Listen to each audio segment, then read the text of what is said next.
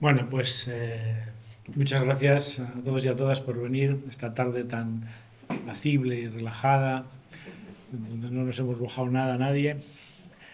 Gracias por venir a compartir en esta mesa, ¿no? Y por darle valor a las personas que padecen esta enfermedad, porque no queremos tener una sesión para hablar de la enfermedad, sino para hablar de las personas. Cuando decimos de poner a las personas en el centro, no podemos volver a caer en volver a poner la enfermedad en el centro y hablar de enfermedades y de tratamientos, sino vamos a hablar de la enfermedad, pero desde las personas y con las personas que las viven, las han vivido y lo sienten, lo padecen y les toca afrontar cada día de su vida esta situación. Yo soy Julio Gómez, soy médico de cuidados paliativos en el Hospital San Juan de Dios de Santurce. Y Jacinto, aquí presente, es culpable de que hoy esté aquí y que me ha hecho el regalo de poder compartir esta mesa con estas dos personas maravillosas. Por un lado tenemos a una persona que está viviendo la enfermedad en este momento, Juan Luis Mendívil, y es muy relevante poder acoger la experiencia de la propia persona que vive la enfermedad. Y un poco siguiendo el esquema que ahora os contaré de la mesa, nos irá compartiendo algunas de las vivencias y experiencias que acumula. Y por otro lado tenemos a Macarena Daviega. Ella le ha tocado vivir la enfermedad desde la perspectiva del cuidador, cuidando de su pareja, de su marido y acompañando en su proceso hasta el final. Y también es una perspectiva muy relevante porque para los que nos dedicamos a los cuidados paliativos solemos decir que la persona cuando ingresa a nuestra unidad o acudimos a su domicilio a visitarle, sabemos que va en un lote, en un pack. Está la persona enferma, está su familia más cercana, sus seres queridos, y todos ellos son el centro de la atención paliativa. Entonces, desde estas claves vamos a abordar esta sesión y la hemos titulado que es que la persona es mucho más que la ELA. Porque a veces cuando damos tanta importancia a las enfermedades se nos olvidan las personas. Por eso queríamos que fuera un recordatorio el título de que lo importante son las personas y no tanto las enfermedades. Y lo vamos a estructurar en 4 pasos, 4 momentos que pueden ser significativos a lo largo de la evolución de esta enfermedad en concreto. Uno es el momento del diagnóstico, con todo lo que eso supone. Otro segundo momento es cuando ya van empezando las pérdidas que son progresivas y continuas. Un tercer momento es cuando uno tiene que empezar a plantearse tomar decisiones sobre su vida y sobre cómo quiere ser cuidado y atendido. Y otro, el gran momento, la hora de la verdad, como dicen algunos, bueno, llega al final, ¿cómo quiero que sea esto también? ¿No? ¿Cómo lo puedo vivir o cómo puede ser vivido de la mejor manera posible? Y todo eso, pues desde las perspectivas de dos personas que lo están viviendo, lo han vivido y, bueno, humildemente alguna aportación que pueda hacer yo desde la experiencia que he tenido en estos años de acompañar a algunas personas.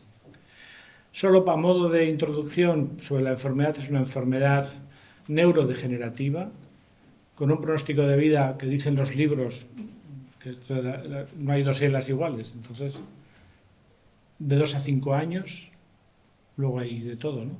Pero eso es lo que dicen los libros, en donde sin duda en ninguna situación como en la ELA los cuidados paliativos son necesarios desde el momento del diagnóstico.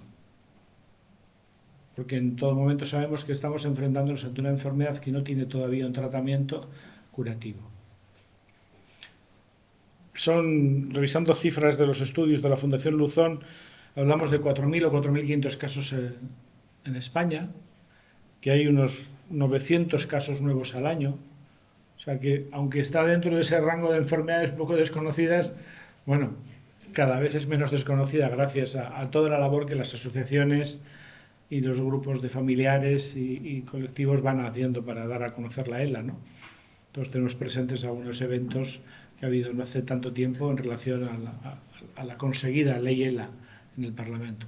Pero también por eso al final de la sesión pediremos a los compañeros de ADELA de aquí de Vizcaya a que nos cuenten bueno, pues, qué aportan las asociaciones a las personas que tienen la enfermedad de la ELA y a sus familias.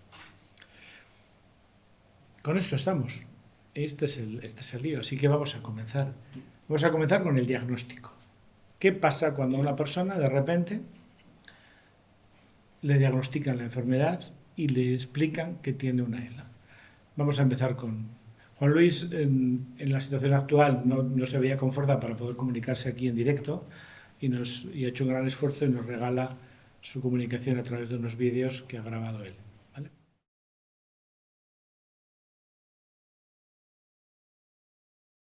La pregunta de qué sentí cuando escuché el diagnóstico, tengo que decir que en realidad yo sospechaba cuál era el diagnóstico por el profesional al que me mandaron. Cuando él ratificó lo que tenía, me quedé en shock.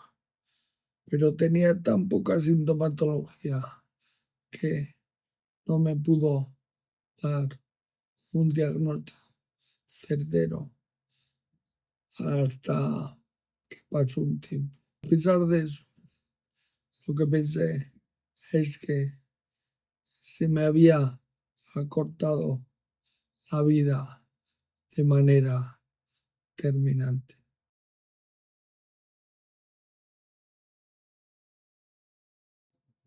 En todo este momento me pareció que como algo positivo tenía que era un nuevo reto en mi vida, un nuevo punto de inflexión y de cambio.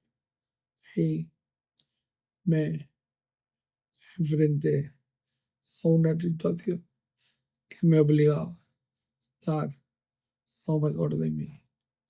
Sin embargo, tengo que decir que la sensación de que me había robado un montón de años que pensaba vivir me sumió en una gran desafección.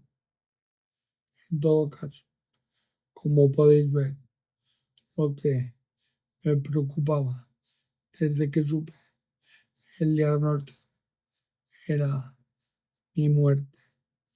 ¿Qué debería de hacer hasta que esto ocurriese?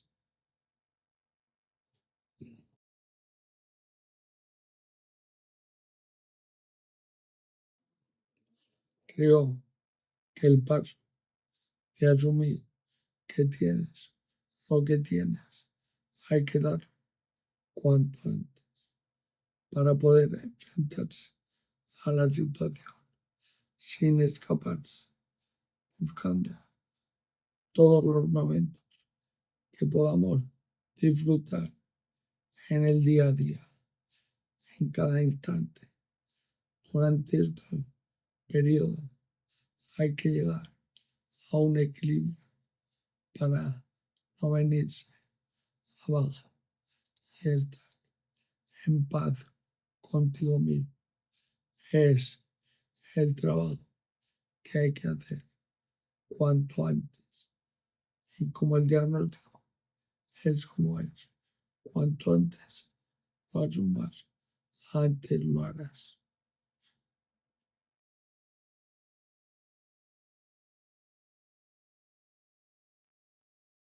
Empecé a perder, en primer lugar, el movimiento de mi pierna izquierda.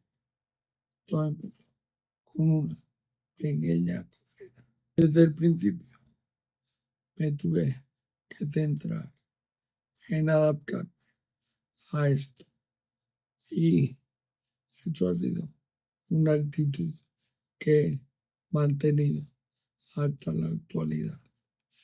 Al principio, como era solo una cojera, tuve que ir dejando los deportes que realizaba, que llenaban bastante tiempo de mi vida. Pero según iba adaptándome a las carencias, tuve que cambiar por otras actividades que podía seguir realizando. Según se fueron añadiendo síntomas, he tenido que ir adecuando mis intereses a lo que podía seguir haciendo, que es la forma en la que todavía manejo la situación.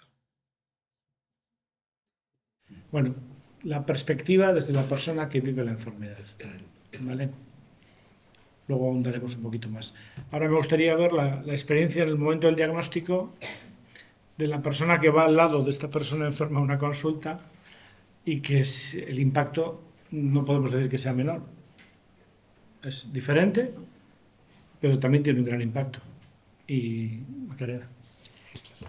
Bueno, buenas tardes. Muchísimas gracias a todos por estar aquí con nosotros.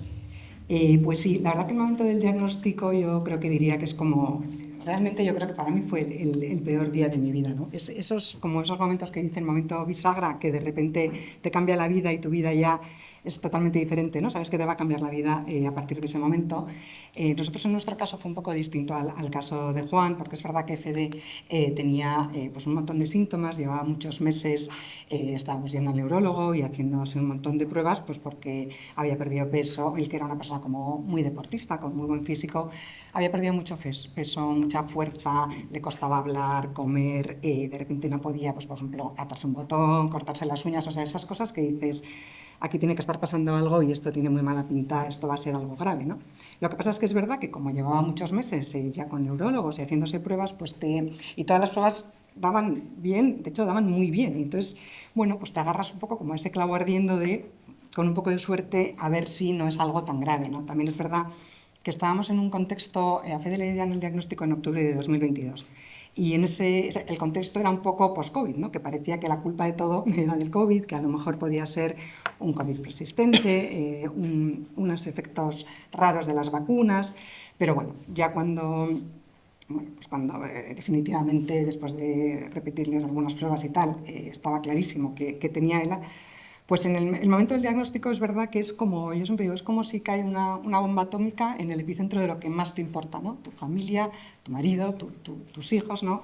Y bueno, sabes que tienes por delante un camino que va a ser muy duro, muy triste y muy difícil. Y en la forma en que te comunicaron el diagnóstico, en la forma en que ocurrió, ¿qué cosas dirías? Me hubiera gustado que fuera de otra manera, tal vez, o bueno, todo estuvo genial, o bueno, hubiera sido mejor que fuera de otra forma. Pues mira, buena pregunta. Es verdad que yo creo que el tema de comunicar un diagnóstico así no es súper complicado. Entiendo también que para un profesional al final tiene que ser muy duro, ¿no? En nuestro caso, además, hubo una circunstancia de un poco de mala suerte añadida, porque el día del diagnóstico a Fede le habían hecho una prueba que es una punción lumbar, que no sé si sabéis que puede dar unos efectos secundarios, que es un dolor de cabeza horrible, ¿no? Entonces le hicieron la punción lumbar a la mañana y a medida que iba avanzando la mañana se le iba poniendo un dolor de cabeza de esos invalidantes completamente. Entonces, cuando llegamos al despacho del neurólogo de Luis Barona, que le tiene que dar el diagnóstico, el pobre, o sea, dijo, necesito tumbarme, no puedo más, o sea, bueno, horrible, ¿no? Pero claro, aún así, pues le dijo Luis, si quieres vuelve mañana, hablamos en otro momento, pero él decía, no, quiero el diagnóstico. Entonces, bueno, en ese contexto ya nos dicen lo que tienes es ELA. Y es verdad que yo recuerdo ahí como que de repente, media hora más tarde, estaba montada en el coche, con Fede en el asiento de al lado, el pobre vomitando, pues imagínate, del dolor de cabeza, del susto, se tumba en el asiento de atrás. Nosotros vivimos en Guecho, yo iba para casa y recuerdo, me perdí. O sea, iba tan volada que no sabía ni volver a casa. O sea, aparecí, por ejemplo, en dirección Balmaseda. Entonces, sí que puede ser que a lo mejor, claro, Juan, seguro que tú esto lo explicarías muy bien, pero cuando te dan un diagnóstico así, yo creo que tienes un pico, ¿no? De angustia, ansiedad, no sé, todo a la vez. Y de repente, en mi caso por lo menos, a lo mejor todo esto mejora un poco ya, pero nosotros nos encontramos eso, media hora más tarde yéndonos a casa, como bueno chicos, ya hablaremos la semana que viene, tal.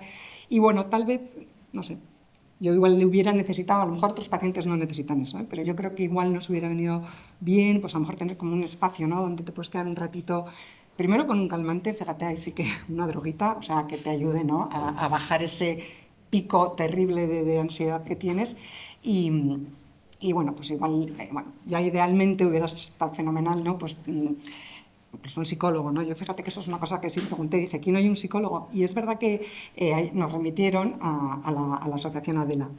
La asociación Adela, que tengo que decir que es maravillosa, es un apoyo impresionante durante todo este camino para los enfermos y sus familiares. En particular está por aquí Esti, que es la psicóloga de Adela. Para mí fue una ayuda, ha sido una ayuda maravillosa durante todo el proceso.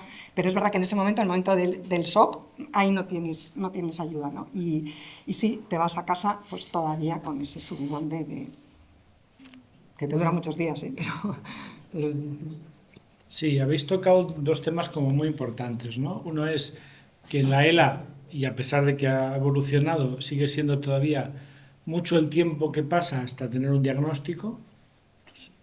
Uno va experimentando cosas que no sabe por qué son y como tarda, uno va acumulando una experiencia de malestar, de pérdidas, de incomodidades, de angustia, porque ¿qué me está pasando, no? Hasta que le ponen el nombre a la enfermedad, ¿no? Y cuanto más tardas en saberlo, pues todo ese tiempo de incertidumbre es un problema. Y luego otro tema importante es que el hecho de comunicar el diagnóstico ya tiene que marcar el inicio de los cuidados paliativos. Cuidar la forma en que se comunica el diagnóstico va a ser fundamental, porque puede convertirse en un evento traumático y dejar una muesca traumática en la persona, y esta muesca puede ser algo que uno no termina de resolver durante mucho tiempo, ¿no? Porque cuando a uno le dicen algo como esto, usted tiene una esclerosis lateral amiotrófica, uno primero a veces no entiende nada. Y si ha entendido, el golpe es más gordo todavía, porque ha leído tantas cosas, con lo cual es como si de repente me dan un bofetón y a partir de ese momento el cerebro se bloquea y no oye nada más. Está bloqueado, se ha quedado ahí atascado. Y hay información, te cuentan cosas, pero muchas veces cuando recibes un diagnóstico así, no hay manera de... En ese momento estás con todo el organismo puesto en alerta, a la defensiva, y solo estoy preparado para ver si salgo corriendo de aquí o me pego con alguien. La dificultad que tenemos cuando nos acaban de dar una noticia tan importante o tan grave como esta, ¿no?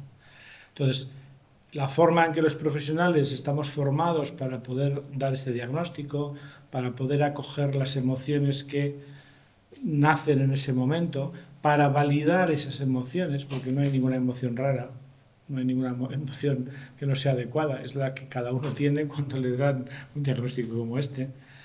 Para sostener ese momento va a ser fundamental. Potenciar los cuidados paliativos en la ELA también supone potenciar la formación y el entrenamiento de los profesionales a la hora de comunicar, porque no se trata de informar, sino de comunicarnos, entre seres humanos, una realidad que va a cambiar la vida de esa persona y de toda esa familia, ¿no? Entonces yo creo que son dos elementos muy importantes. El retraso en la información del diagnóstico y la manera en que ese diagnóstico se da y cómo los profesionales... Nosotros en la carrera nadie nos explicó nada de todo esto, ¿eh? Todo aquí lo hemos ido aprendiendo a base de tortas. Y el problema no es las tortas que uno se lleva, sino las tortas que a veces uno puede dar sin querer, con la mayor buena voluntad del mundo, pero sin haberlo hecho del todo bien, porque nadie nos había entrenado para ello. Nos ha tocado ir entrenándonos después, ¿no? Entonces yo creo que es un reto el que la formación sea lo más precoz posible, lo más pronto posible a los profesionales, y sobre todo que tengan el tiempo, el espacio, las formas y el entrenamiento adecuado. Esto en relación a este bloque inicial sobre el diagnóstico. Este segundo momento queríamos comentar y hablar sobre, bueno, pues cuando van empezando las pérdidas. Cuando uno vaya experimentando, sabiendo la enfermedad que tiene, que empiezo a perder fuerza, que empiezo a perder movilidad de alguna extremidad, empiezo a perder dificultad o tener dificultad para tragar, empiezo a tener, es decir, un compendio de pérdidas progresivas. ¿Qué pasa, no? ¿Qué pasa en la persona que lo está viviendo? En primera persona, ¿qué pasa en la persona que le acompaña y le cuida cada día? Escuchamos el vídeo.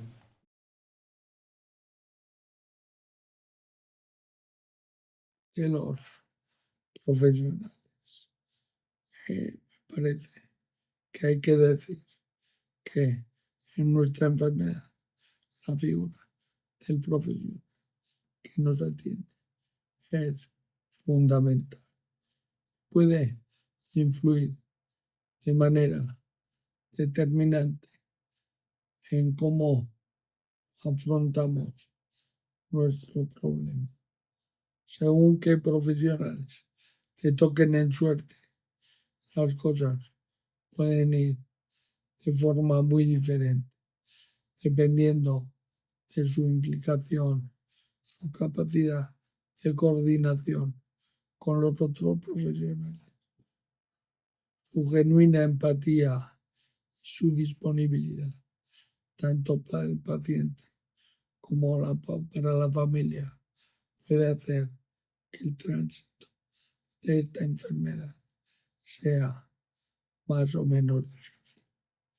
Pero hay que hacerse cargo de que la sensación de impotencia que pueden tener los profesionales que trabajan con este tipo de patología puede ser muy grande.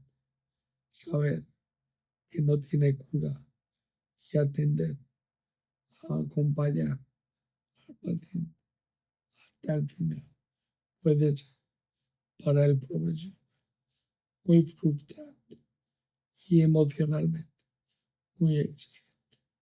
Se asiste a muchos pacientes.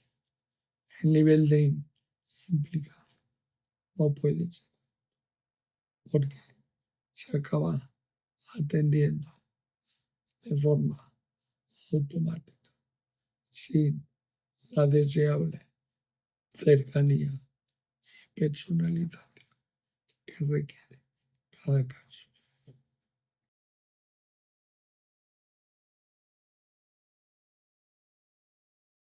Yo creo que lo ideal sería que hubiese una coordinación entre todos los profesionales. Lo bueno sería que existiese una figura que atendiese de forma personalizada, coordinando todos los aspectos y circunstancias de cada caso específicamente. El poder ser asesorado por alguien que entienda la complejidad de los cuidados es fundamental para tomar decisiones en las distintas acciones que hay que acometer por parte del enfermo y de la familia. Esta figura podría crearse y que acudiese a los domicilios y tuviese contacto con los distintos profesionales y asesorarse a la familia desde el conocimiento profundo de la enfermedad, de sus consecuencias y los posibles tratamientos y dispositivos para aliviar el sufrimiento en cada fase de la enfermedad, dependiendo de la característica que tuviera cada caso en particular.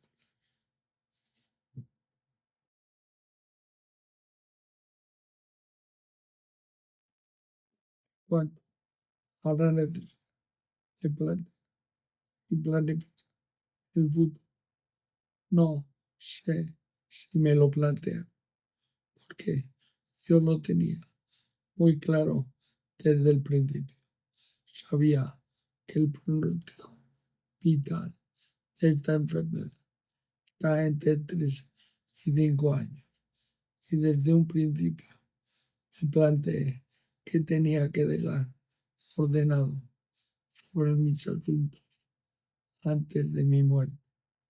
Y en cuanto me dijeron que era lo que tenía, me puse manos a la obra. Muchas gracias por compartir con tanta profundidad la vivencia de este tiempo, ¿no?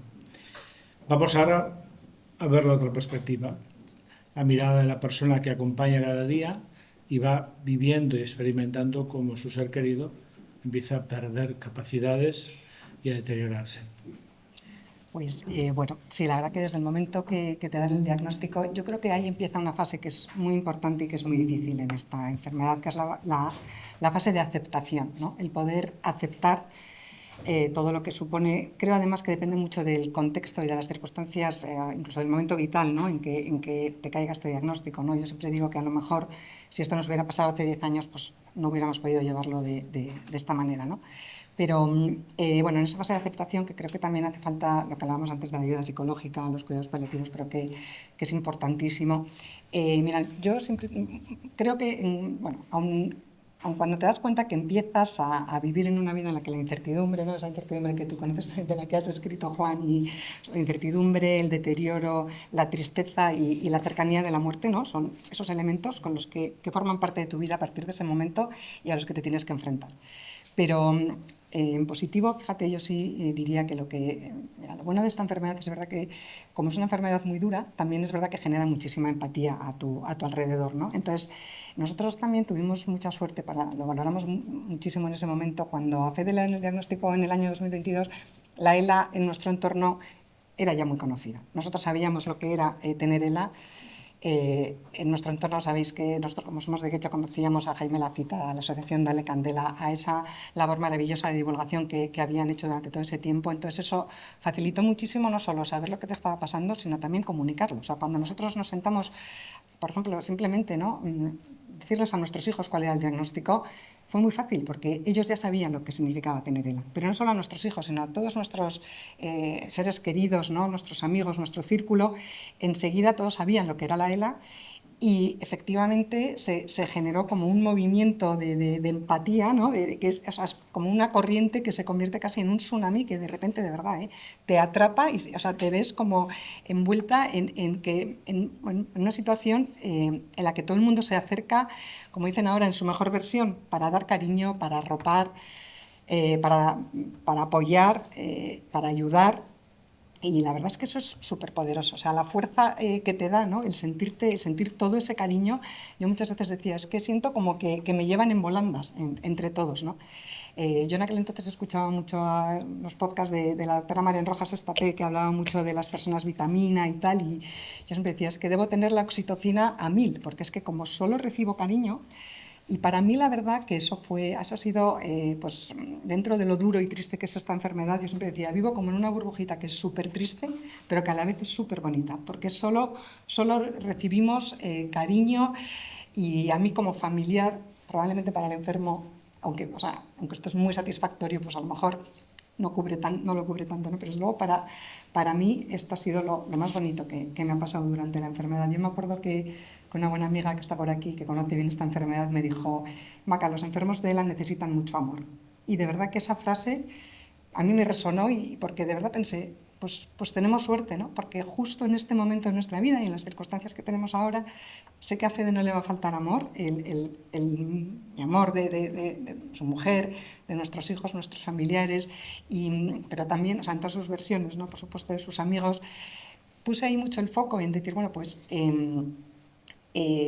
voy a ponérselo yo también fácil, ¿no?, para que el contexto, para que todo el mundo pueda venir a casa, a estar con él, a hacerle compañía, a manifestarnos ese amor, ¿no? Y la verdad, bueno, creo que esa es la parte más bonita de lo que nos ha pasado en esta enfermedad. En cuanto, igual, entrando un poco en una pregunta de los profesionales, pues bueno, yo creo también una gran suerte, ¿no?, vivir a 20 minutos de un hospital que tiene una unidad de la ELA con todas las especialistas, con un montón de experiencia.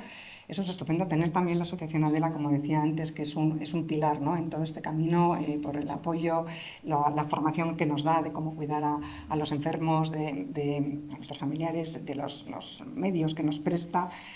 Yo creo que en cuanto a un poco respecto a ese deterioro que va avanzando, ¿no? Bueno, primero es impresionante cómo se adapta el ser humano a situaciones que yo decía, yo no voy a poder soportar, por ejemplo, ver a Fede en una silla de ruedas o verle comiendo por sonda y tal, y de repente cuando llega no solo puedes soportarlo, sino que dices, qué bien que ya tiene una silla de ruedas y que puede salir a la calle, qué bien que se alimenta por sonda y que va a estar bien nutrido. Es increíble, ¿no?, como de cosas que, no sé, es la teoría esa de la rana, ¿no?, que dicen que si a una rana le tiras en agua hirviendo salta y no sé, pero si le metes en una cazuela con agua fría y vas subiendo la temperatura, pues poco a poco va estando justito ahí, cada vez con más calor. Y yo me sentía súper rana, porque decía, es increíble ¿no? Pues que esté llegando este hito que pensaba que no íbamos a ser capaces de superarlo, y aquí está, o sea, y no solo lo superas, sino que ves la parte buena, ¿no? Y entonces, en ese sentido, sí creo que a nivel un poco de los profesionales que te acompañan, pues lo que decía, la suerte de tener cerca una unidad con todos los especialistas, creo que, fíjate, en lo que es la parte más relevante, como más gorda de lo que va pasando durante la enfermedad, estos hitos que van llegando, ¿no? Que no tienen por qué llegar a todos los pacientes, pero que a muchos sí les llega, pues de poner aparato para respirar, una sonda y demás. Ahí yo siempre he sentido que estábamos muy bien asesorados, muy bien acompañados, que los médicos, bueno, pues te van preparando para la siguiente fase. Creo además que respetando mucho la voluntad del enfermo, sin imponer, ¿no? Informando y asesorando, pero sin imponer. Y yo ahí me he sentido la verdad, que muy bien acompañada y muy afortunada también, porque es verdad que creo que esto lo tengo que decir, que a veces se habla, no sé, mal de Osakidetza, pero desde luego no ha escatimado en medios, por lo menos en medios materiales, o sea, la de máquinas, no os podéis imaginar de verdad, o sea, la de aparatos que ha necesitado Fede durante toda la enfermedad, aparatos y medicación y alimentación, ¿no? Batidos para la alimentación por sonda, impresionante, y que la verdad que prácticamente todo, o sea, te lo pone Osakidetza. Eso es una suerte, o sea, y que la verdad que nosotros lo hemos valorado muchísimo, ¿no? Una anécdota, pero por ejemplo, una noche, claro, muchos aparatos son para respirar y para toser y demás, ¿no? Y estos Osakidetza te lo suministran a través de una empresa que se llama Vitalaire, que tiene un convenio con Osakidetza. A nosotros una noche a las 4 de la mañana a Fede se le estropeó el tosedor, que necesitaba sí o sí seguir con el tosedor toda la noche. Un agobio impresionante, imagínate, 4 de la mañana y tal. Bueno, pues había un teléfono de llamada de asistencia 24 horas, y a las media hora más tarde o 40 minutos más tarde venía una empleada de Vitalaire tocando el timbre a traernos una máquina nueva. O sea, a las 4 o 5 de la mañana. La verdad que el servicio, yo ahí me he sentido súper afortunada, la verdad. Tal vez lo que es más complicado en esta enfermedad es otros aspectos que no son a lo mejor tan graves, ¿no?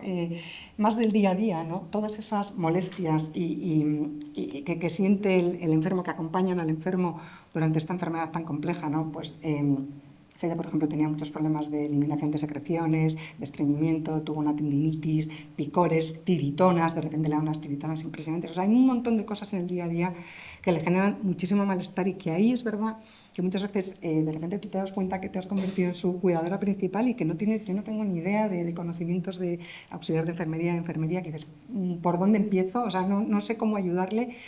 Y claro, a lo mejor dices, bueno, pues esto se lo contaré al médico en la siguiente cita con el neurólogo que vaya, ¿no? Pero ahí a veces lo que necesitas es un asesoramiento más cercano. Fíjate, yo ahí sí que me arrepiento un poco, creo que tenía que haber a lo mejor tirado más del médico y la enfermera de atención primaria.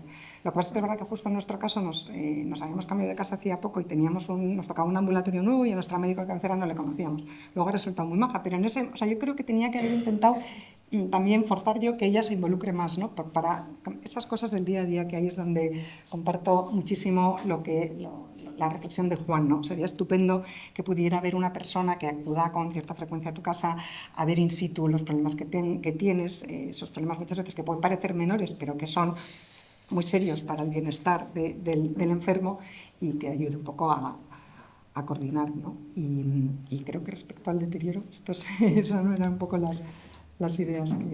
Tenía mucho miedo de pasarse. De enrollarme mucho. Pero ¿verdad que no? Bueno, yo creo que en este sentido sí que habéis comentado cosas que son fundamentales.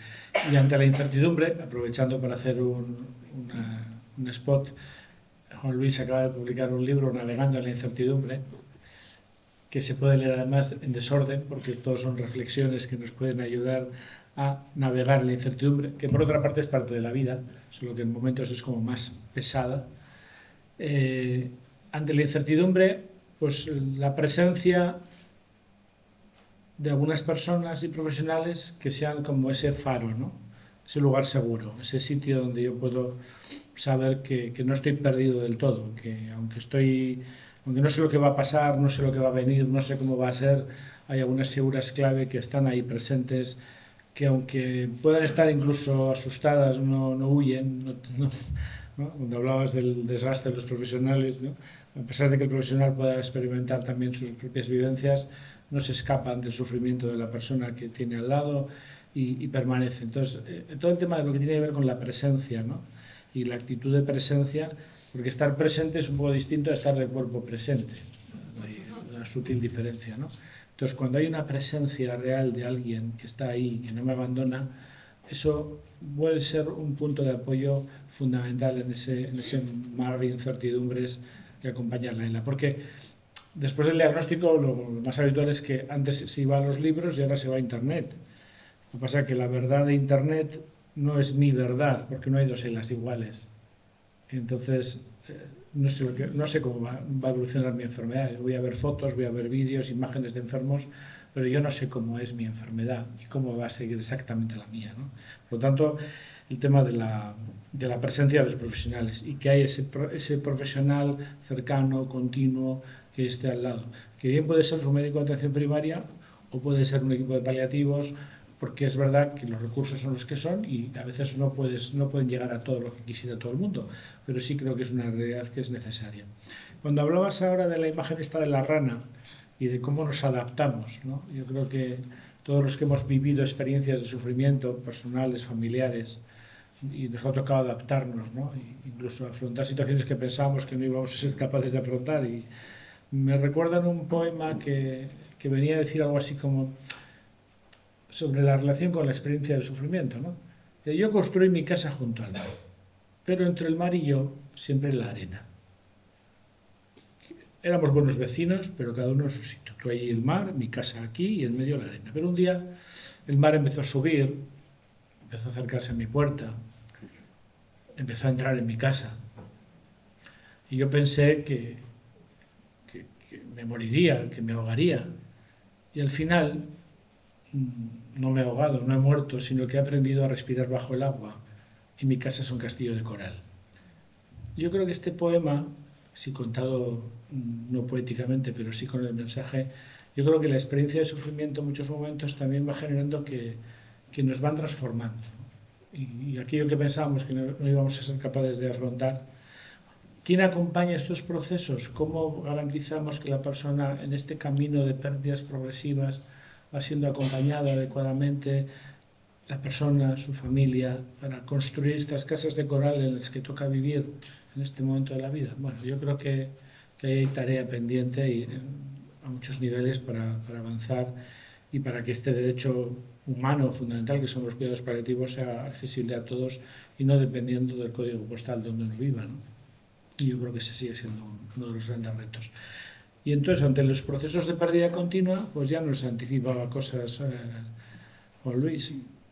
Bueno, voy a empezar a planificar qué quiero, cómo quiero que me cuiden, cómo deseo ser cuidado, cómo se empiezan los diálogos sobre una planificación compartida de la atención, un documento de voluntades anticipadas, porque quiero ser cuidado como a mí me gustaría que me cuiden.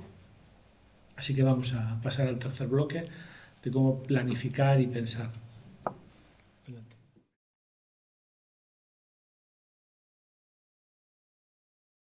El verme obligado a hacer este planteamiento me trajo como consecuencia el hacer un balance en mi vida que afortunadamente en mi caso es muy positivo y me empujó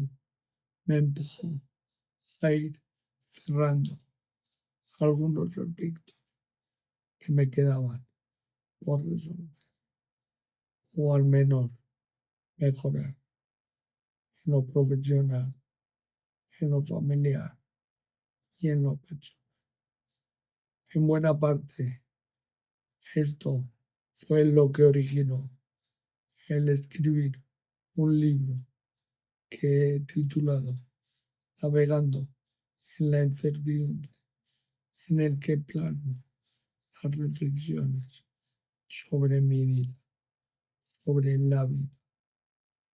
Otra parte positiva fue el constatar que mi alrededor se volcaba para ayudarme y apoyarme en todo momento.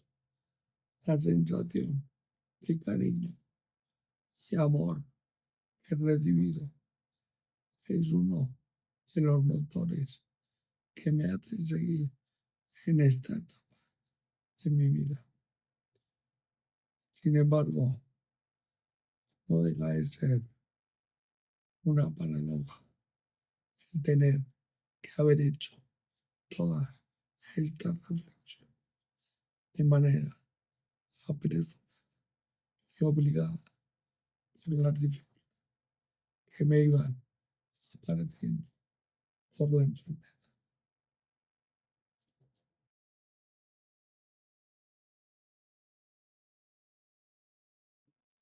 Creo que desarrollé la capacidad de resiliencia en esta enfermedad es básica para cambiar la sensación de amenaza en oportunidad, para encontrar un equilibrio interior, ponerse con la vida y con los demás y no quedarnos únicamente con lo que tiene que con la enfermedad que nos limita. Hay que gestionar el sufrimiento y utilizar para mejorar como persona.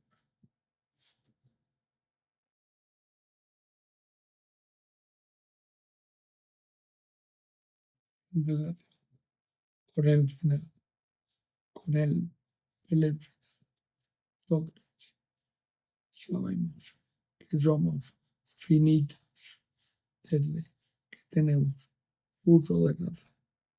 Sin embargo, parece que en nuestra sociedad no está de moda pensar en ello. Personalmente, yo lo tengo claro, lo he tenido presente desde mi juventud. Creo que el ser consciente de la muerte propia me ha hecho vivir más intensamente y mejor. El problema para mí no es la muerte en sí, sino en qué circunstancias y cómo vamos. El otro tema preocupante puede ser cómo van a quedar nuestros seres queridos cuando nos vayamos y cómo van a vivir el proceso de todo en los momentos finales. Pero esto también son mis propios temores. Muy bien. Te ha tocado, Macarena. Juan, hemos tenido todos mucha suerte de que escribas ese libro. Al que no lo tenga, se lo recomiendo. Bueno, un poco respecto a la toma de decisiones, yo sí quería entrar un poco en el tema del testamento vital, ¿no? De afrontar un poco cómo puede ser el final. Creo que esto es importantísimo. Creo que, mira, nosotros tuvimos mucha suerte porque Fede, la verdad que desde el inicio de la enfermedad, para él hablar de la muerte pues lo hizo con muchísima naturalidad. No le importó y se generaron entre nosotros, la verdad que muchas conversaciones muy intensas, muy emotivas, ¿no? De esas que te dejan un poco del revés, pero bueno, pues también muy bonitas, ¿no? De esas que luego te quedas con la sensación de que no se ha quedado nada en el tintero. Pero sin embargo es verdad que creo que no siempre es fácil, ¿no? Hablar del final. Hay muchos enfermos que esto no lo consiguen o que creen que si no hablan de la muerte están protegiendo a sus seres queridos, y a la vez muchos familiares que creen que no van a sacar el tema con su familiar enfermo pues porque parece que es una falta de cortesía, ¿no? Queremos un poco como que a veces hablar de la muerte la precipita, y es que eso no es así, ¿no? Pero nos cuesta mucho. Entonces, yo creo que, fíjate, en realidad, o sea, en concreto, en la ELA, hay dos temas que son súper importantes, y en nuestro caso hubo hasta tres, pero el primero, el tema de la traqueostomía. Yo creo que cuando te dan este diagnóstico, hay una cosa que está sobrevolando, ¿no? El si va a llegar un momento en que te vas a tener que plantear si te va a hacer falta llevar a cabo la traqueostomía o no, ¿no?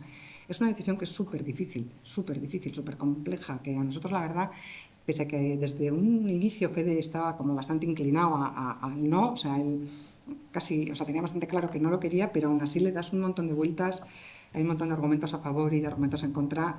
Supongo que habéis visto recientemente la entrevista de Juan Carlos Unzúe, ¿no? Que decía que él primero tenía clarísimo que sí, pero que bueno, a medida que ha ido avanzando la enfermedad, a día de hoy ha decidido que no la quiere, ¿no? Pero es un temazo que está ahí, o sea, es un run run que tienes desde el principio, y creo que para el enfermo y para la familia es muy liberador ponerlo encima de la mesa, poderlo hablar, poderlo plasmar en el testamento vital. Aquí tal vez yo creo que la parte más burocrática del documento del testamento vital tal vez no sea tan importante, ¿no? Lo importante es que realmente, aunque lo es, o sea, pero vamos, lo importante es que realmente el enfermo pueda hablarlo y tenga la seguridad de que sus familiares más cercanos saben cuál es su deseo, y que los médicos también lo saben, ¿no? Y que se va a hacer, que él controla, que se va a hacer que él va a poder tomar, que él puede tomar su decisión, y por supuesto que es una decisión revocable, pero que para cuando llegue el momento lo tengas súper reflexionado y que tengas toda la información necesaria. Otro tema para mí importantísimo es bueno, la verdad que la experiencia, ya cuanto más conozco la comunidad de la ELA, me doy cuenta que muchas veces los enfermos de ELA llega un momento en que no pueden más, que realmente lo que dicen es: estoy sufriendo mucho y no puedo más, ¿no? Entonces, el poder también tener ese control de plasmar en el testamento vital, o insisto, aunque no exista previamente el documento, poder hablarlo con los seres queridos y con los médicos, y que el enfermo sepa qué alternativas hay. Por supuesto está la alternativa de la eutanasia. Hay enfermos que por razones religiosas, morales, pues pueden decir que esa no es la alternativa que desean, ¿no? Pero aún así, o sea, eso no significa que ya no puedan decidir sobre cómo quieren que sea su final. Existe la alternativa de la sedación paliativa, bueno, que puede ser muy adecuada, ¿no? para en el final de una enfermo de ELA. Existe la posibilidad de dejar de terminar con todo el tratamiento terapéutico, ¿no? Sin que el paciente sufra. O sea, creo que es muy liberador, de verdad, que tranquiliza mucho tanto al paciente como a su familia hablar de esto, o sea, que esté clarísimo, que él sepa o que pueda decidir cómo quiere que sea su final, que sepa que sus seres queridos lo van a respetar, y por supuesto los médicos también. Y creo que es importantísimo que haya muchísima información y mucha divulgación, porque creo que hay un poco de confusión. Creo que es difícil entender lo que es la eutanasia, lo que es la sedación paliativa, la diferencia entre las dos, cuáles son los trámites, los procesos, los plazos. Me parece súper importante. Nosotros ahí tuvimos también mucha suerte porque, bueno, yo siempre digo que la enfermedad me ha permitido conocer a gente maravillosa, igual que me permitió conocer a la Fundación Pia Aguirreche a través de Sofía, su directora. Conocí a una otra persona estupenda, que es Naomi Hanson, que aunque tiene nombre de actriz, es una enfermera voluntaria de una asociación que se llama Getxo Zurekin. Y Naomi, bueno, ellos hacen mucha divulgación en lo que es el testamento vital y tal, y Naomi se ofreció a venir un día a casa a hablar con nosotros, a preparar el testamento vital con nosotros, y fue de gran ayuda, la verdad. Aproveché para hacerlo yo también. Y bueno, esto sí que creo que hablando, ¿no?, de qué me gustaría, ¿no?, áreas de mejora, sí creo que sería fantástico que la gente tenga acceso a esta información, y sobre todo en esos enfermos, esas familias, lo digo porque conozco casos, ¿no?, en que esto se acaba convirtiendo en un tabú.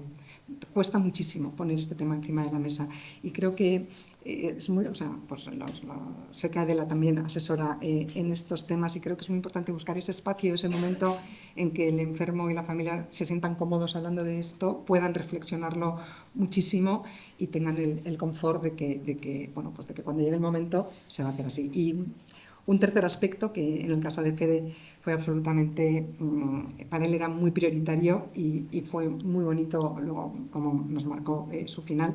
Él tenía muchísimo interés en ser donante de órganos, era una prioridad para él, y bueno, también el poder plasmarlo, ¿no?, en ese testamento vital, que todos lo supiéramos, que sus médicos lo supieran, y que tener esa garantía de que íbamos a priorizarlo cuando llegara el momento y a cumplir su voluntad, pues también yo creo que fue muy liberador y muy tranquilizador para él. Muchas gracias. Yo, desde la perspectiva del médico, sí creo que el médico tenemos la responsabilidad de iniciar a veces las conversaciones, que no son fáciles, pero sí tenemos la responsabilidad de que propongamos a la persona y a su familia el hablar de estos temas. Que no entremos al juego este del miedo a hablar del tema este. Es como un elefante en un ascensor, que al final todo el mundo se da cuenta que hay un problema, pero nadie quiere hablar del elefante, pero estamos todos contra la pared. Entonces yo creo que lo importante aquí es cómo hacemos para que el profesional asuma su rol también liderando el inicio de la conversación. Y luego una conversación que el profesional necesita realizar desde una perspectiva no tanto solo meramente técnica, sino humana, porque al final muchas de las decisiones no solo están marcadas por los aspectos técnicos, sino por los valores que están en juego en esa decisión y las vivencias que están en juego en esa decisión. Y eso nos coloca a los profesionales en el reto de situarnos en simetría moral. Yo puedo saber más que el paciente sobre la enfermedad, pero en cuestión de valores yo tengo los míos, él tiene los suyos y dialogamos y no son mejores unos que otros, sino que desde la simetría, desde el tú a tú, desde el cara a cara, como dos seres humanos que dialogan sobre qué opciones tomar a partir de esta situación. Claro, tampoco nos han educado mucho a los profesionales a situarnos desde ahí, porque en la Facultad de Medicina te enseñan que tú eres el médico, eres el que sabes y el que tienes que tener el control de la situación. Cuando empiezas a tomar decisiones fundamentales de la vida de una persona, el rol cambia. Ya no estoy desde arriba, estoy junto a la persona, estoy al lado. Eso también implica un cambio en la manera de practicar la medicina y en la manera de acompañar los procesos. Entrar en esta simetría moral en donde puede que nuestros valores no coincidan, pero no porque sean unos mejores que otros, sino somos dos seres humanos que la vida nos ha puesto en el camino, ¿no? Por lo tanto, la responsabilidad profesional de iniciar los diálogos y la forma de dialogar desde esta imagen de simetría en el acompañamiento, aportando la información, pero no solo informando, sino acompañando. No es yo te cuento lo que te pasa o lo que puede ser y ahora me voy y te dejo solo en el proceso, sino sigo presente acompañando el itinerario de las decisiones. Yo creo que esas son claves fundamentales para que este momento tan importante se tenga en cuenta. Y bueno, hasta ahí. Vamos a dar el siguiente salto cualitativo, que es vamos a entrar ya en el final, casi el final de esta sesión, pero también en el proceso final de la enfermedad.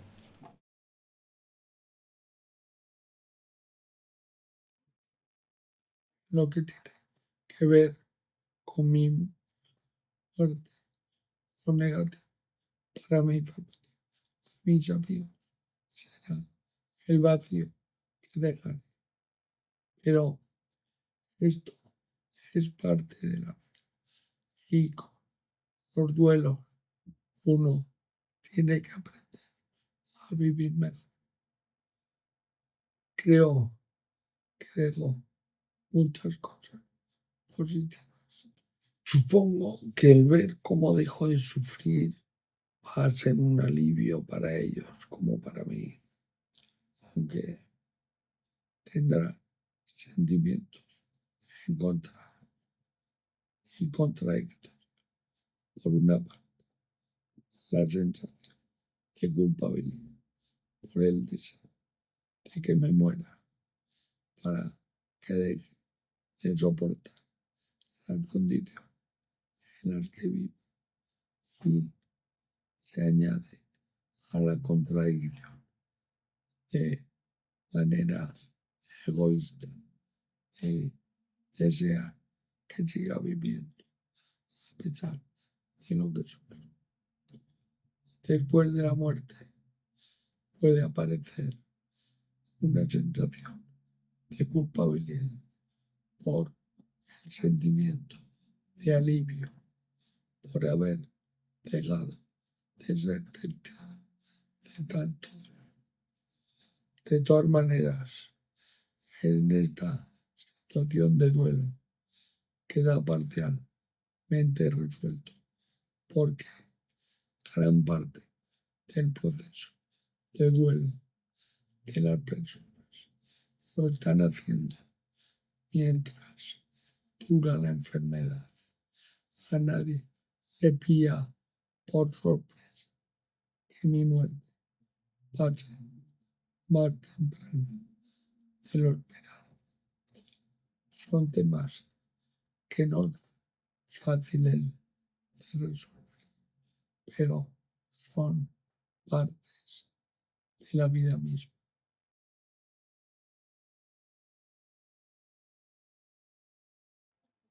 Me parece que es un momento, el del final, que hay que vivirlo en la intimidad.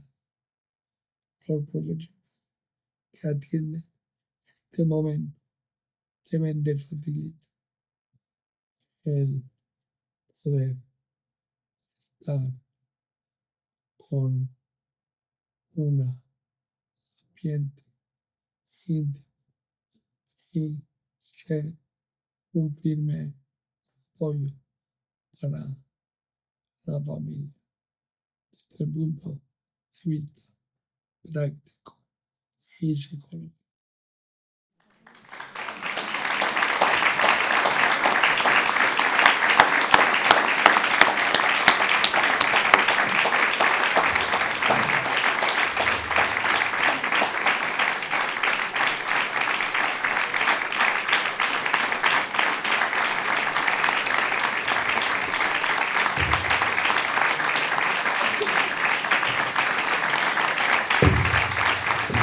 Qué cosas, ¿eh? Que alguien nos hable de la muerte, qué cosas más raras, ¿verdad? Muchas gracias, Juan Luis, de verdad. Bueno, y ahora de esta tampoco te escapabas, Margarina. Me dice que diga que vosotros también lo vais a palmar.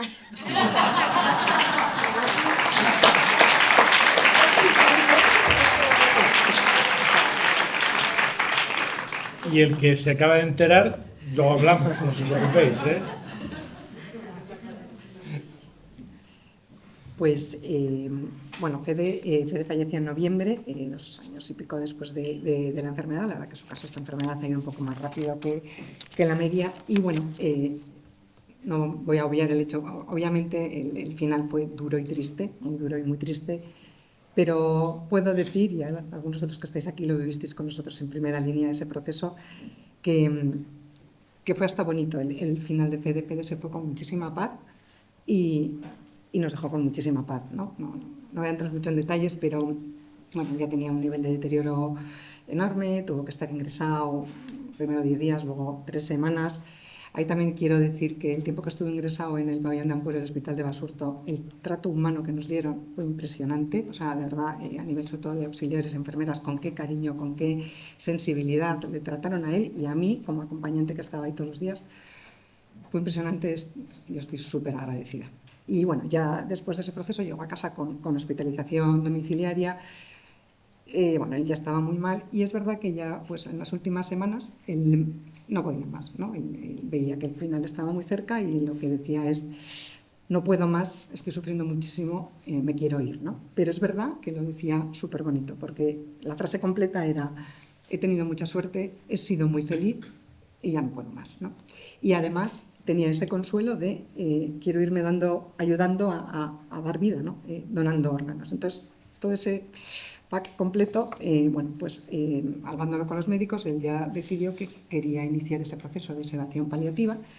Lo hablo con los médicos. Ahí yo creo que también los médicos son ayudan un montón, se involucran un montón y lo ponen fácil, son súper sensibles con este tema. Lo que pasa es que en el caso de Fede realmente no hace falta, porque luego ya los acontecimientos se desarrollaron de manera natural y bueno, ya se puso muy mal. Y bueno, ahí ya le ingresaron, era un sábado, y entonces como él quería ser donante de órganos, pues cuando ya vieron que ya no había nada que hacer, inicia ese proceso, ¿no? Ya pasas a estar en manos de la unidad de trasplantes del Hospital de Basurto. Y ahí quiero decir que me ha hecho muchísima ilusión ver aquí hoy a la responsable, a la coordinadora de la unidad de trasplantes, porque de verdad esta persona nos cambió completamente ese momento, en principio, que iba a ser tan triste y tan doloroso, porque es verdad que, claro, lo que nos dijeron es, bueno, como hoy es sábado y hasta el lunes por la tarde no iremos al quirófano a que se pueda proceder a que ella fallezca y la extracción de órganos, pues nos veíamos que teníamos por delante un par de días, ¿no?, de estar en la UCI, que él ya completamente sedado, inconsciente y sin sufrir. Y bueno, pues en principio teníamos por delante 2 días duros, que al final no fueron 2, fueron 4, porque Fede tenía una infección que hasta que no le remitiera no se podía proceder a la extracción. Pero fueron unos días que de verdad, gracias a esta, bueno, por muchas razones, la verdad, pero también en parte gracias a esta persona, ella consiguió darle la vuelta a este momento tan duro y que nos contagiara una ilusión y un entusiasmo porque realmente se pudiera conseguir que Fede donara órganos, ¿no? Como decía ella, que sea un superdonante. No sabéis qué cosas. A mí me encantó cómo hablaba con nosotros y en especial cómo hablaba con mis hijos, ¿no? Mis hijos en ese momento, cuando falleció su padre, tenían 20 y 22 años, ya mayores, pero bueno, todavía muy jóvenes, y ella nos hablaba de cómo al final no encontramos un porqué a todo esto, ¿no? Ni un porqué a la muerte, pero es verdad que morir donando órganos te da un para qué, ¿no? Y a mí yo te quería compartir esta experiencia con vosotros porque de verdad, aunque sea desde el punto de vista egoísta, yo creo que es que te da tanto consuelo a la persona que se va, ¿no? El saber que su muerte sirve para algo, y a los que nos quedamos es súper reconfortante, ¿no? Y otro comentario también en este sentido, bueno, estos días finales, ¿no? Que en principio además yo creo que todos pensamos que la mejor manera de morir es morir en casa, que por supuesto que a priori sí lo es, ¿no? Pero yo también he aprendido que tal vez, bueno, que puede ser igual de bonito morir en el hospital, ¿no? O sea, en el caso de Fede, esos días en la UCI, de verdad que dentro de lo duros y lo tristes, que eso por supuesto no lo quiero obviar, pero fueron días bonitos, íntimos, en los que empezó a llegar al hospital gente a acompañarnos, ¿no? A despedirse de Fede, que aunque él estaba en la UCI como entubado y tal, pero bueno, en general todo el mundo entendió que daba a la gente le gustaba, a nuestros amigos allegados les gustaba despedirse, porque estar con él, porque daba como paz, ¿no? Y nosotros encontramos también pues muchísima paz. Pudimos hacer, bueno, en la UCI también cómo se portaron con nosotros, de verdad, impresionante. Nos permitieron, bueno, hicimos una pequeña, quisimos hacerle darle la unción de enfermos, hubo una pequeña ceremonia ahí, pues como muy íntima y también muy reconfortante, y fueron días en los que estábamos con él, le hablábamos, le rezábamos, le poníamos música, y con esa ilusión de que se consiguiera remitir la infección para que pudiera donar. Finalmente Fede murió en el quirófano, y de hecho nos dieron porque bueno, le tenían que bajar al quirófano para pues ya, ¿no? Desconectar y tal. Y nos ofrecieron bajar con él, y fijaros, algo que a priori yo pensé, o sea, ni loca, bajo al quirófano, no se me ocurre nada peor, más frío, más horrible que morir en un quirófano, y sin embargo os tengo que decir que al final lo hicimos. Mis hijos, la hermana de Fede y yo, bajamos los 4, pudimos estar con él hasta su último aliento. Se murió con las caricias de sus seres queridos, poniéndole música. Fijaros qué sensibilidad, ¿no? Que hasta nos dejaron traerle música, oyendo sus canciones, esas canciones especiales que todos tenemos, ¿no? Y yo sinceramente, a mí me gustaría morirme así, la verdad. No sabéis qué paz nos dejó, pero no paz solo de, a lo mejor, de alivio, de que deje de sufrir, porque es verdad que eso es un alivio, ¿no? Sino de pensar que, bueno, pues se ha terminado su ciclo vital, él ya no podía más, y nos deja como esa sensación de corazón lleno. O sea, yo no sé cómo explicarlo, ¿no? Pero es una sensación de corazón lleno de amor, de gratitud, de verdad, de toda la suerte que tuvimos de pasar todo este proceso pues acompañados de muchísimo cariño y de muchísimo amor. Y la verdad que, pues ya ves, ¿no? O sea, no han pasado ni 5 meses, pero podemos contarlo. O sea, lo que hablaba también Juan, el duelo anticipado, ¿no? Pues gran parte del duelo que lo pasas con él, ¿no? Con el enfermo, en vida de él. Y la sensación es esa, que nos ha dejado pues mucha paz. Muchísimas gracias.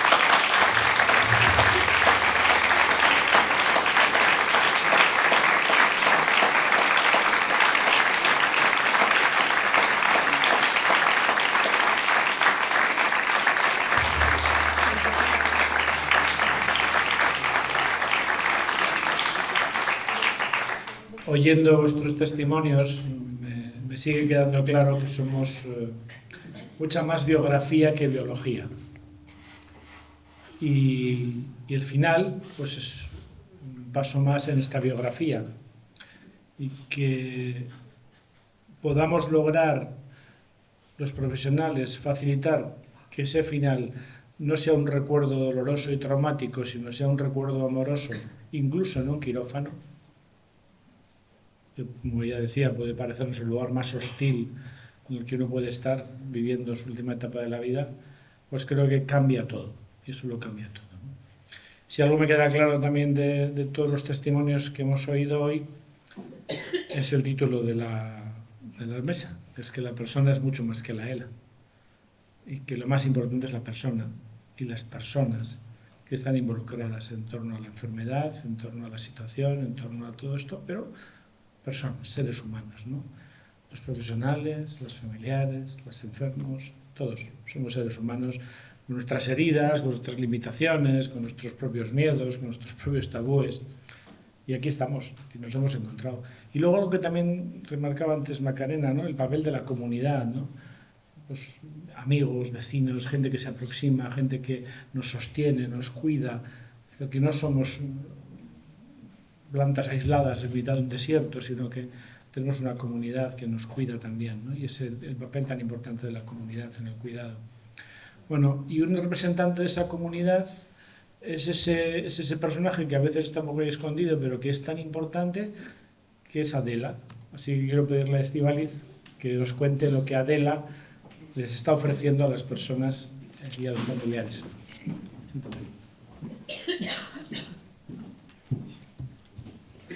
Hola, buenas tardes. Gracias Juan, gracias Macarena, Julio. Gracias a espacios como estos para dar visibilidad a la ELA.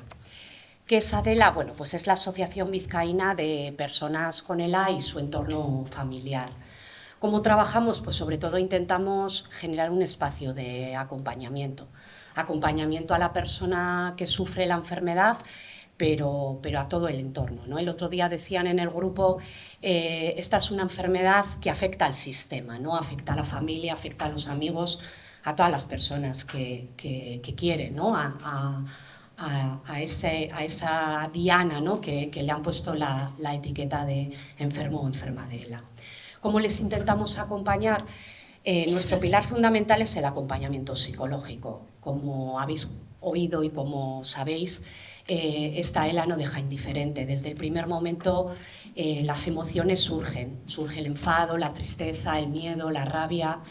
Yo siempre les digo que las emociones hay que sentirlas, pero que hay que canalizarlas y hay que llevarlas de la mano. Y ese es un poco nuestro objetivo, ¿no?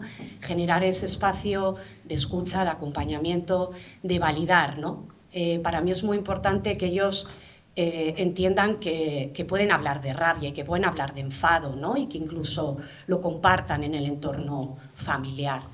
En ese acompañamiento psicológico intentamos escucharles, intentamos también dar orden, porque es verdad, y lo ha dicho muy bien Macarena, ¿no? La ELA provoca desorden, provoca shock, y a veces hay que dar pequeños y grandes pasos, ¿no? Desde cómo gestionar una ayuda de dependencia, cómo gestionar aspectos más importantes, ¿no? Cómo quiero vivir, cuáles son mis límites, mis líneas rojas, cómo quiero acompañar a mi familia, ¿no? Cuáles son los roles que, aparte de ser enfermo de ELA y enferma de ELA, sigo llevando a cabo, ¿no? Yo siempre les digo, sigue siendo ama, sigue siendo aita, sigue siendo amigo, y eso yo creo que es un elemento que normalmente les empuja, ¿no? Sobre todo yo creo que hay que generar un espacio, y desde Adela intentamos, proyecto de vida, porque aquí hemos hablado de la muerte, pero yo lo que veo en el día a día es que las personas con ELA quieren vivir. Y lo que les tenemos que proporcionar son recursos precisamente para que hagan eso. Los grupos de ayuda mutua que hacemos tanto para enfermos como para familiares, si alguien entiende qué es vivir con ELA, pues son las personas que lo viven en primera persona, ¿no? Y allí hablamos de ELA, hablamos de miedos, y también nos reímos y hablamos de la vida, ¿no? Y de las cosas que nos rodean. Y los familiares, pues también, los familiares tienen un papel muy protagonista y al final necesitan también tener un espacio de empuje. El familiar cuida, trabaja y sigue teniendo un montón de roles, ¿no? Entonces estos espacios donde puedan hablar, ¿no? de cómo se sienten, de qué les ocurre en sus vidas, ¿no? Porque a veces les robamos el protagonismo, pero a mí me parece que son un pilar primordial en todo esto y que dan mucho soporte. Y por tanto necesitan ese espacio de acompañamiento emocional. Desde Adela también ofrecemos un servicio de fisioterapia. Entendemos que la fisioterapia tiene que ser un continuo, desde el momento del diagnóstico a medida que va avanzando la enfermedad, la parte física y la parte respiratoria también hay que tratarla. Y la tratamos en los centros de rehabilitación y también en los domicilios. Nosotros en Adela tenemos claro que tenemos que estar donde esté el enfermo o la enferma de ELA. Y por eso nuestro acompañamiento es bien en la asociación, bien en los domicilios. A veces nuestras personas también están en residencia, en hospital, allí estamos, ¿no? Que nos sientan sobre todo cercanos. También ofrecemos un servicio de respiro y de enfermería. Acude, en este caso, una enfermera a hacer una valoración de cuál es la situación que presenta la persona con ELA, genera un plan de cuidado y acude de una manera regular al domicilio precisamente para hacer un seguimiento de este plan y sobre todo para algo que es muy importante, que es dar un poquito de respiro a los familiares, es decir, pasar el testigo, ¿no? Poder dar un paseo, poder estar un rato en la cama, ¿no? Poder incluso crear un espacio para dar respuesta a dudas que puedan tener a lo largo de todo el proceso. Prestamos también productos de apoyo, tenemos un banco de ayudas técnicas que muchas personas solidarias nos donan y que intentamos prestar a las personas a lo largo de todo el proceso de enfermedad. Ahora estamos llevando una escuela para personas cuidadoras, Macarena antes decía, ¿no? Los familiares muchas veces se convierten en enfermeros, enfermeras, auxiliares, ¿no? Hay un montón de realidades, una movilización, temas relacionados con la parte respiratoria, nutrición, domótica, accesibilidad en el domicilio, autocuidado y bueno, pues ya es el tercer año que estamos realizando una escuela para personas cuidadoras, tanto para familiares como para personas profesionales que también nos ayudan, ¿no? en este proceso de cuidar. Hacemos también una tarea importante para dar visibilidad, ¿no? Decíais antes, una enfermedad rara.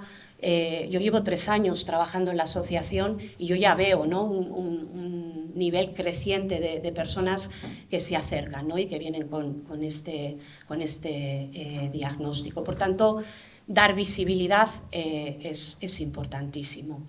Y, por supuesto, acompañamos en todo el proceso de enfermedad y también en el proceso final.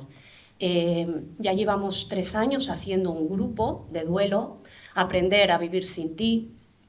El otro día les decía que para mí es un grupo de esperanza. Se me quedaban así. Les decía, porque yo en vosotros les he acompañado en la enfermedad, les estoy acompañando, ¿no? En este momento, como dice Macarena muy bien, ¿no? De tristeza profunda, ¿no? De tristeza infinita, pero también percibo mucha fuerza, ¿no? Y mucha luz en todo este proceso. Es decir, que el sufrimiento tiene más caras, ¿no? Y en el taller de duelo y en el acompañamiento individual que hacemos desde Adela, yo lo veo claramente, ¿no? A mí sí me parece importante, ¿no? Hablar de qué pasa, ¿no? en el dolor. Y el sufrimiento tiene muchas más cosas, ¿no? Habéis preguntado a Juan y a Macarena, ¿no? ¿Qué tiene de positivo vivir este proceso de dolor, ¿no? Y han hablado, ¿no? El sentirse amado, el sentirse acogido, el sentirse soportado, ¿no? Y esto es lo que a veces las experiencias de sufrimiento y de dolor nos permiten, ¿no? Y esto, pues desde Adela lo intentamos acompañar. Sobre todo, para Adela es importante la cercanía, la presencia, el abrazo, ¿no? Y esto yo creo que lo cuidamos con mucho cariño, ¿no? Porque, bueno, pues personas como Juan, Macarena y personas que también nos han acompañado hoy, pues se lo merecen. Muchas gracias.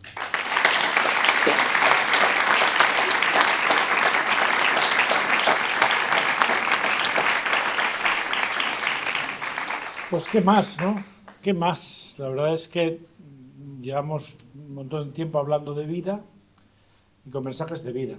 ¿Que quiera colaborar? Hemos empezado por ahí, ¿no? ¿Verdad? No sé. Para ti, paliativos, Adela, impulsar, dar a conocer la situación de las personas que tienen esta enfermedad, dar a conocer los cuidados paliativos como un derecho humano fundamental, que nadie se quede sin la posibilidad de tener cuidados paliativos, que todas las personas que tienen necesidades de cuidados sean atendidas, que la ley ELA además tenga presupuesto y que no solo sea una ley con buenas declaraciones. Tantas cosas, ¿no?, que toca hacer. Pero lo que sí tengo claro es que nosotros no estamos cuidando de enfermos de ELA, sino estamos cuidando de personas que tienen ELA, porque son mucho más que la ELA, muchísimo más. Y para muestra un par de botones que hay por aquí. Y, bueno, que gracias a todos por venir. No sé si alguien quiere hacer alguna pregunta, comentar algo, pero así a lo tonto nos han dado las 8.